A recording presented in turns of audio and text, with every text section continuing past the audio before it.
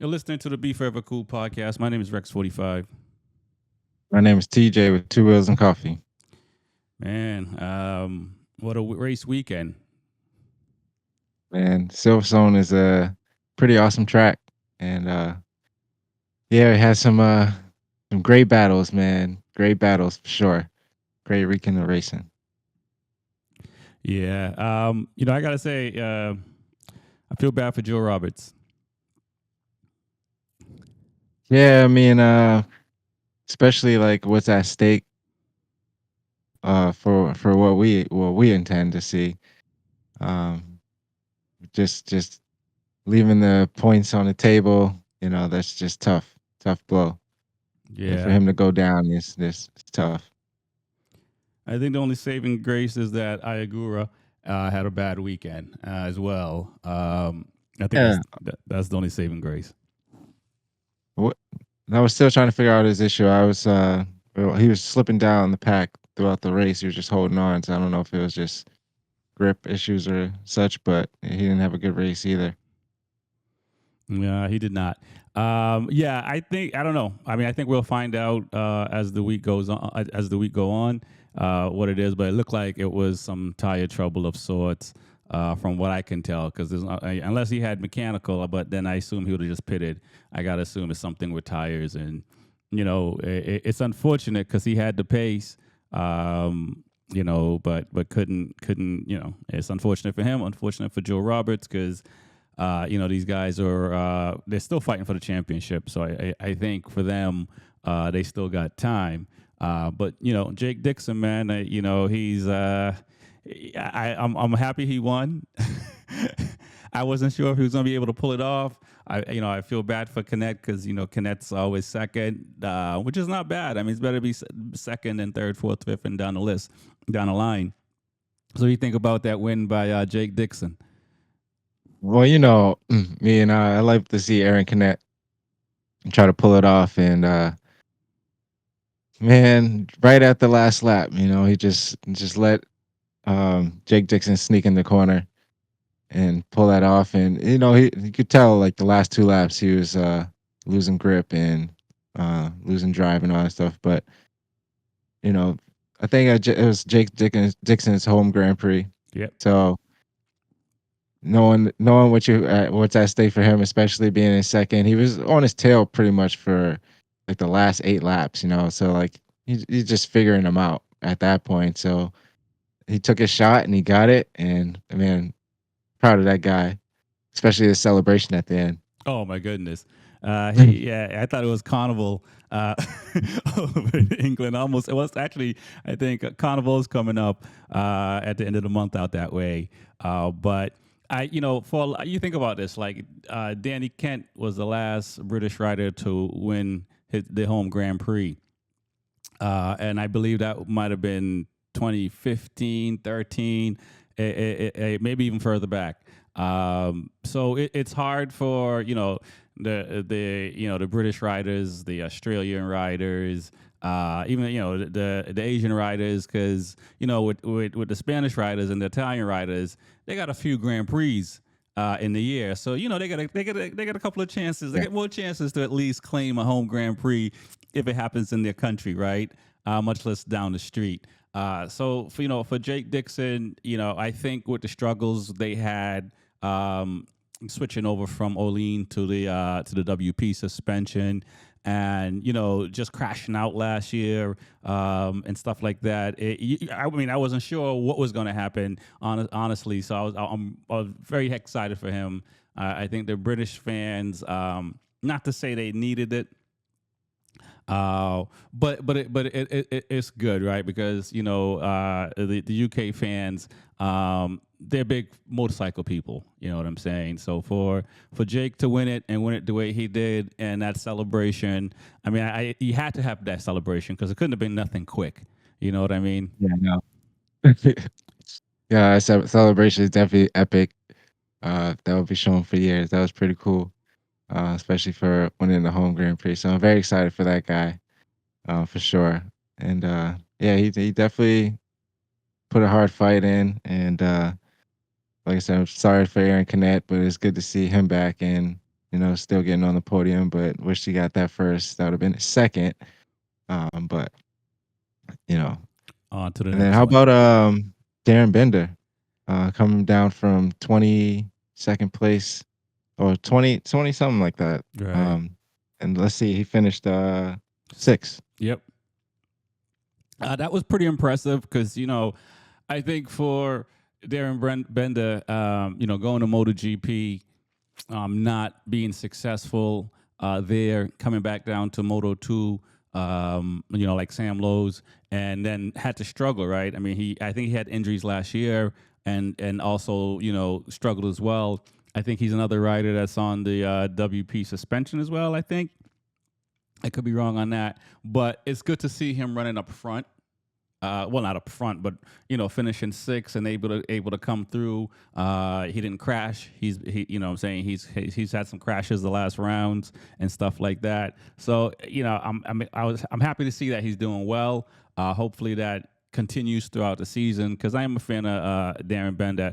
When he was in Moto 3, he was a beast, and I don't think we've gotten a chance to see that yet.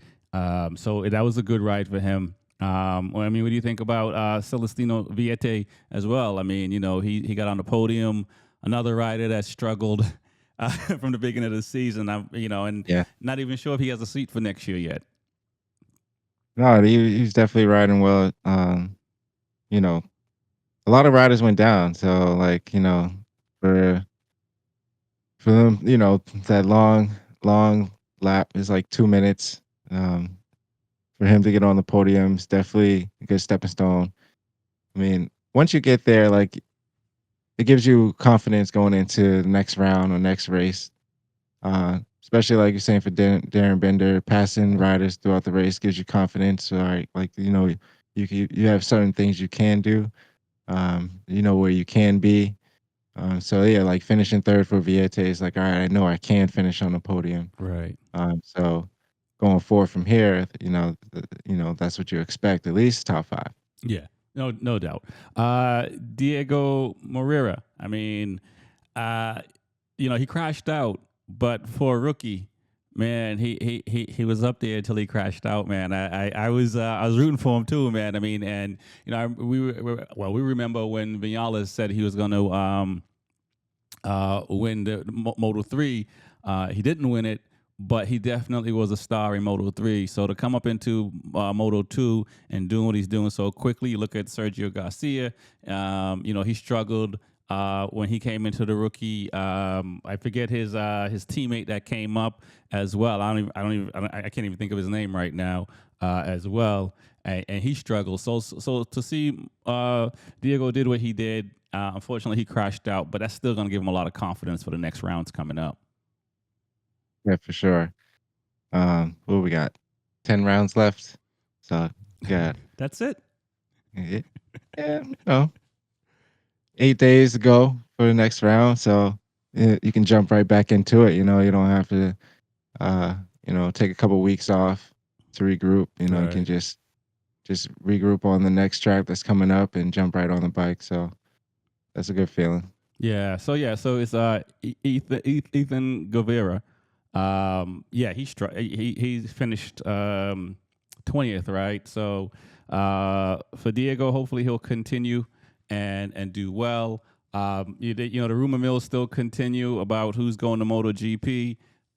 It looks like Ayagura might be going to Aprilia instead of Joe Roberts, and which is it's a toss up, right? It's interesting to see Yeah. too because I think that's a break from the Japanese riders not going into LCR or Indomishi Honda. So that'll be interesting to see what happens as he when he gets to MotoGP next year. What do you think? Do you think that Aprilia and Trackhouse missed out on not signing Joe Roberts? I don't know. Yeah, like you said, it's a toss up. Yeah, man, it is a little bit of a toss up. It's tough to tell. The only thing I can think of is when Joe Roberts had a chance to go to Aprilia with some other riders, and they elected not to go. because they didn't feel the Aprilia was a competitive bike. So it's interesting to see if, if that's the reason. It could be because some people hold things personal and stuff like that. So I don't know if it's Aprilia factory sitting here saying we're not going to sign Joe Roberts because he had the opportunity to come and he didn't. Kind of thing. Other than that, I can't see a reason because an American on American team overall makes sense to me. Yeah, I feel like it's a toss up. And going along with what you just said, I mean, holding grudges, man, that's just not good at this stage. He's performing well. Uh, it's just perfect. It's a perfect fit, well, for us, what I'm saying. Like we're trying to grow the sport and obviously get more Americans over into the sport. And what a way to start to if someone don't know the sport, to see American team and be like, oh, that's American on there and so forth. But you know, like I said, it's a toss up when you say, yeah, it should be Joe Roberts, and then you see like when you base on what's going on now, you see like Igor was slipping out, so you're like, oh, he's not performing well. And then Joe Roberts crashed out, and you're like, all Yeah. right, so I mean, who is the right fit? But Well, I think it should be Joe Roberts. yeah. And to continue along the rumor mill, it sounds like Joe Roberts is going to go to MotoGP, but it sounds like he's going to be out with Pramac on a Yamaha. So if it's to be true, he will get there, and who knows? Maybe the tide will turn. He doesn't necessarily need to be on an American team, but you look at you look at the Italians when they're on an Italian bike. You look at the Spanish when they're at their home Grand Prix and stuff like that. They take a lot of pride. When they're doing well and stuff like that. So I mean, just like sports or anything else, like the Olympics is going on right now. So it's all in good spirit, but nonetheless, we need But, more Americans in MotoGP. yeah, but I can see if they sign a GP rider, Right. the American team, because you want to continue your, I want to say, your legacy on a strong foot. But to sign a Moto 2 rider, you have no idea what's going to happen. I mean, I don't know. Like you said, must have a grudge on Joe Roberts for what had happened. Right. And if Igor goes, I heard that I think Mario Soryu Aji, or is it I think going to um Uh, Phil and Taka? Was that who it was? I think. yeah, it might be. I'm looking up the name now. Oh, really? So you're thinking, yeah. Oh, I think that's what they yeah. said. I'm not sure. Su Aja, yeah. Yeah. Indomishi Honda rider right now, Moto 2. So he might replace Taka Nakagami, is what you're saying. Yeah. Yeah. So That'd be interesting. That'd be tough because like I was rooting for Taka Nakagami, and he can you imagine I no think podiums? yeah, it's unfortunate for him because he got to Honda in GP when the Honda started having problems. You know what I'm saying? The early stages of Honda problems. Marquez was able to ride around those problems until he couldn't. But a lot of the other riders started facing issues around that time. You know what I mean? And so for him, it's unfortunate. Hopefully, he'll get to World Superbike and find the podium there. You know what I mean? Because I think he's still a talented rider, and I think that it's just unfortunate that the bike isn't going well right now, and he's been on that bike now. Well, he's been with that team now for at least 7 years, something like that. So it's been a while. I mean, there's some riders that have changed their teams like twice, 3 times. He's still on the team. I mean, So it's good for him, and I mean, like I said, he's representing the team. I understand why yeah, Joe Roberts can't go on Trackhouse, especially they switched over to being an American team. So right. So talking about the switch, Enea Bastianini, man, clean sweep of the weekend. Did you see it coming? absolutely not. Hey, but I must say, what we predicted, or I predicted, is that Pecco was going to jump out in front, and take advantage like he usually does on a GP race, which he did. But you can see he just didn't have enough. And but what a ride from Bastianini for Yeah. sure. We've been talking about him getting better grid position, and he got the better grid position, and we saw what happened.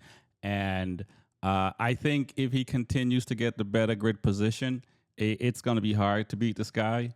And like I was saying before the summer break, this is going to be fuel for Martin and Bastianini for not getting the factory seat, and we're seeing it already. And Marquez, man, I don't think them guys gonna let him on the podium again. He's gonna find his way, Mark. Well, You, and should- that's he- like, the thing. you He's see, you see. Sorry, go you ahead. see what he did in the Ducati Challenge or whatever that was. Championship, yeah. WDW. Uh, he was in fourth in the last quarter. He bumped out and got on the podium. Yeah, He yeah. found his way. Oh yeah. It He's was gonna find his Yeah, it was Bulaga, but it's Bulaga. yeah, Sorry. no worries. And yeah, but that's the thing though. He has to play like that and ride like, not to say a pass Yeah. if you have space, you have to go for it. But I bring up just how he's looking for a toe in practice and stuff like that. And one of the reporters in the press conference asked Bastianini, "Do you think Ducati made a mistake?" He didn't answer the question to say yes or no. But you could tell these guys, if this continues, I'm already on record saying Bastianini should have got signed for another year, or 2 years and stuff like that. And we saw what the 2024 GP can do versus the 23. And even though he was the fastest on was he the fastest on the, or was it the Gin Antonio? Let me see, what spot did he finish? But it might have been him or Gin Antonio who was the fastest. No, he was the fastest 2023. And before the 2023 was close to the 24, but now we're seeing like they got that 24 fine tuned, and we're seeing that pull away. And so it'll be interesting to see what happens. But I think for Martin and for Bastianini, it's in their mind. I think they think that Ducati made a mistake. You know what I'm saying? Signing Marquez, and I think so as well. I know he's probably going to sell more bikes for them. But these guys were already, like I said before, even Marquez got to the team, they didn't really need the Marquez. You know what I'm saying? Ducati, is in the top 10. It's crazy, right? Top 10. You know what I'm saying? All one Aprilia, one KTM. You know what I mean? And so even if you took Marquez out of the equation, you still got the Gin Antonio, you still got Bagnaia, Martin, Bastianini, and Bezzecchi, which is another rider that probably could have stayed in the Ducati family if Marquez wasn't there. You know what I'm saying? So we're going to see how it plays out. I don't want to sit here and say Marquez is a talented rider and he's going to try to find a way to win. I'm not saying it's over, but there's a big difference that Bastianini and Martin have a chip on their shoulder. They are pissed. They have to be pissed. No way, right? Because Martin had a better record, was leading the championship. So it really is. And what happens if Bastianini or Martin wins the championship? You know what I'm saying? Stomp their foot. I mean, I do know one thing is this track is, like I said, was much bigger, so Ducati can definitely stretch their legs, especially the 2024 bike. So I'm not sure if that's what Mark was, knowing that his bike was probably going to be a little bit slower, that he had to get a toe just to compete. I don't know, but I do know that I was a little against Bastianini for a while. I mean, you kept saying, "Yeah, man, he was hurt, give him a chance," and I always wanted Martin to get that seat over him. When they gave it to Bastianini, it was like, all right, we'll see. Give him time. Like he's finally seemed like he's woken up and knowing that, he's just got to chase Pecco. He's proven twice already that he can pass Martin. So that's kind of like, all right, if you're in front of me, it's nothing to worry about. I can get you. Yeah. Like you said, now Mark's in the mix. So will he get on the podium? Because those are the three: Pecco, Bastianini, and Martin. That's is fighting for this championship for real, you know. Yeah, And I think Ducati made a mistake. I think they should have kept Bastianini, at least. But you know, we'll see. we will see. Yeah, and that's the thing. I mean, I think Mark is gonna, from the fan purpose, because again, I don't know, Ducati's not calling me and talking to me about what's going on the back end, but from a fan perspective, it's gonna be a fan of Ducati. It's gonna be really hard uh, to not be voicing your opinion to in dislike if Marquez is not on the podium soon. Because again, it is one of those things where like you see these guys are riding Bastianini and Martin, and numbers wise, I mean, look, like I said, Marquez came out and he did enough. He did enough to convince them, obviously, in those 7 rounds. Um, but still, you know what I mean? It's going to be very difficult if he doesn't start winning and getting on the podium and stuff like that. And also, I think for Ducati, it's kind of like if these guys finish in front of him, you know, what do you know what I'm saying? Are you going to say you made a mistake, or are you going to just sit here and say it doesn't matter?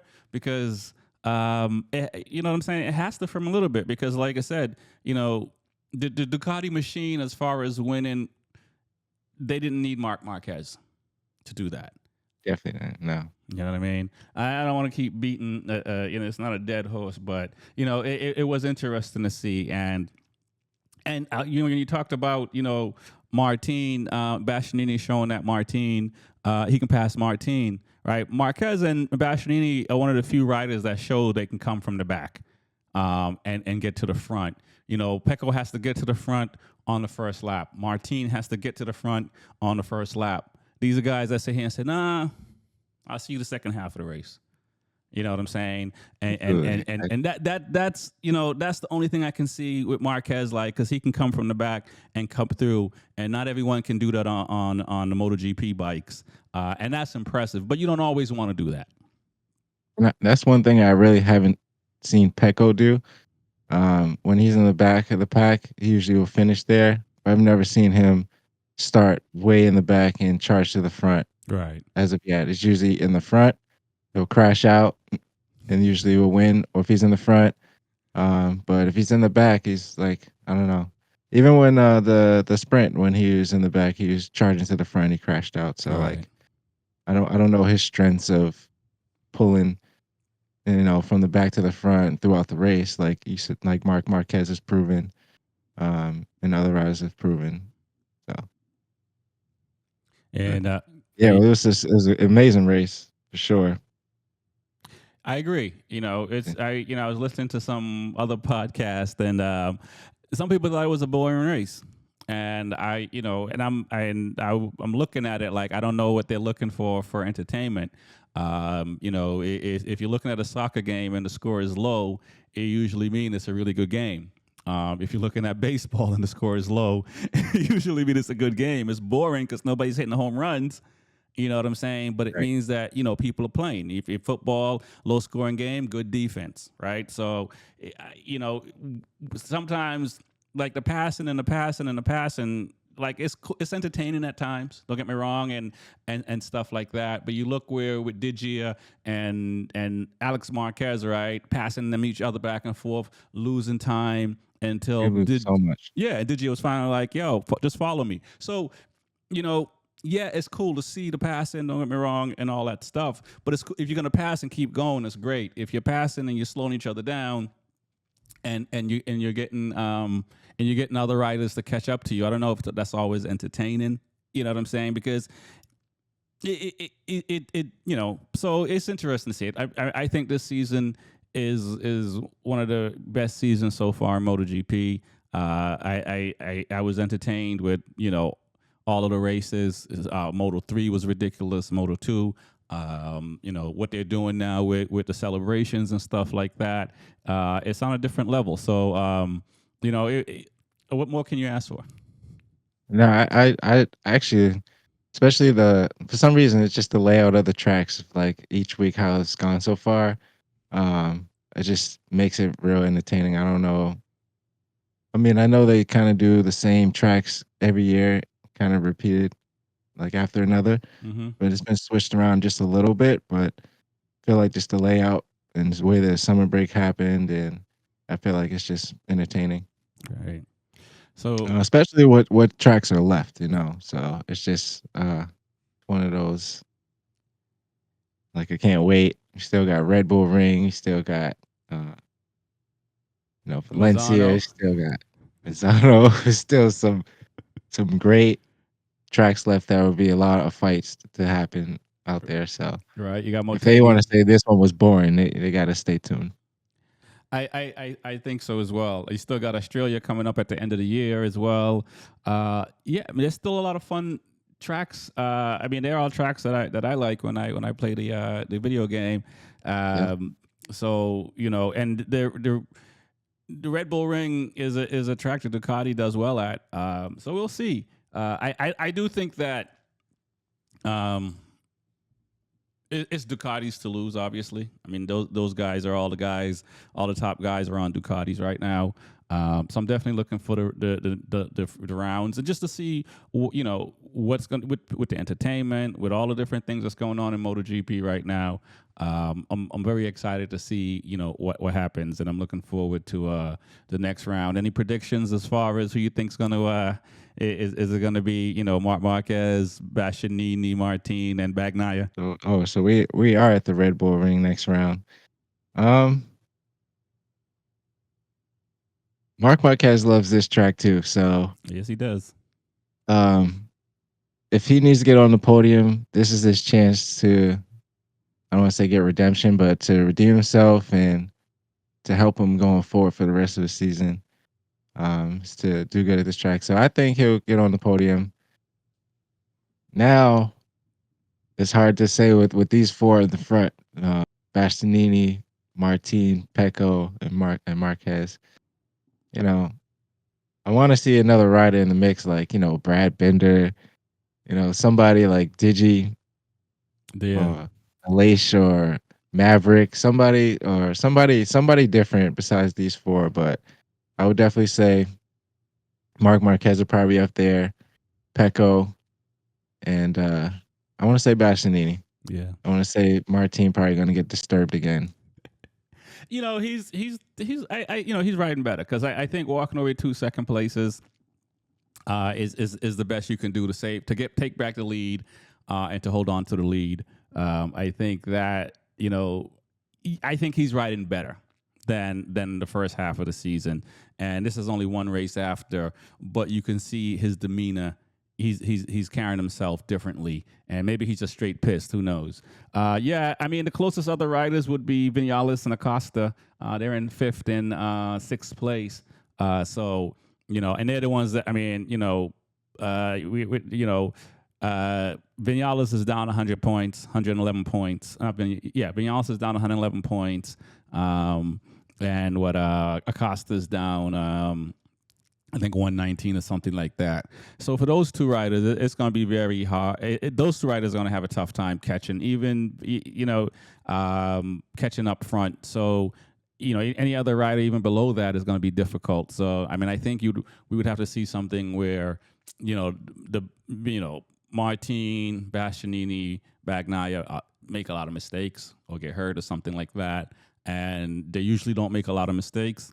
So it's going to be if they just gotta if they finish the top four, it's going to be hard for some of these guys to catch them.